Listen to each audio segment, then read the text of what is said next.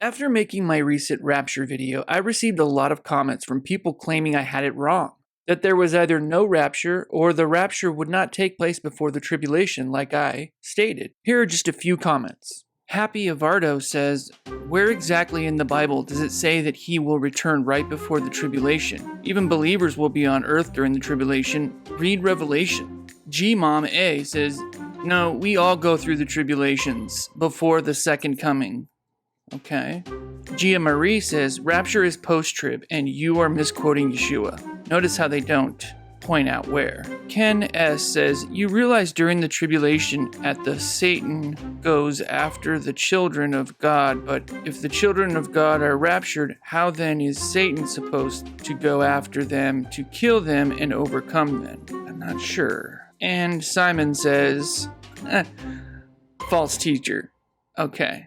I am actually perplexed by the amount of people today who don't or no longer believe in a pre-tribulation rapture.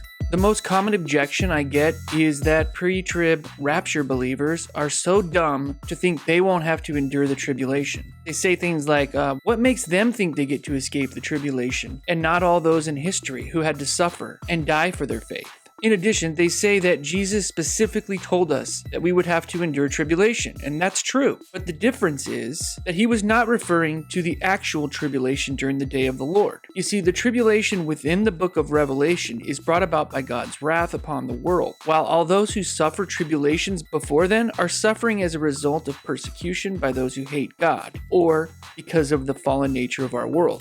If you still aren't convinced, here are 5 biblical evidences that point to the pre-tribulation rapture teaching, whereas the church is removed from the earth before the final tribulation period.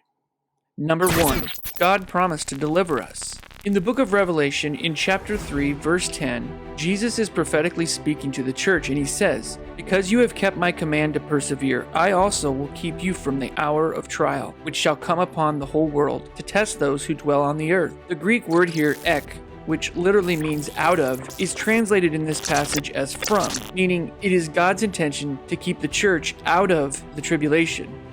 Number 2, the church will escape the wrath to come. In 1 Thessalonians chapter 1, verse 10, speaking of the rapture, Paul says that we should wait for God's Son from heaven, whom he raised from the dead, even Jesus, who delivers us from the wrath to come.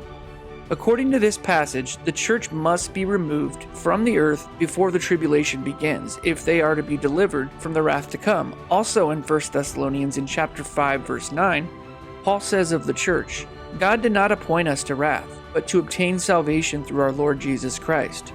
Again, the context is the rapture, and because the tribulation is prophesied as a time of God's wrath, and that Christians are not appointed to wrath, it is clear that the church must be raptured out of the way before the tribulation begins. And just a couple verses earlier, Paul indicates that the day of his return will come suddenly and unexpectedly, like a thief. Number 3, the church is absent in Revelation chapters 4 through 18.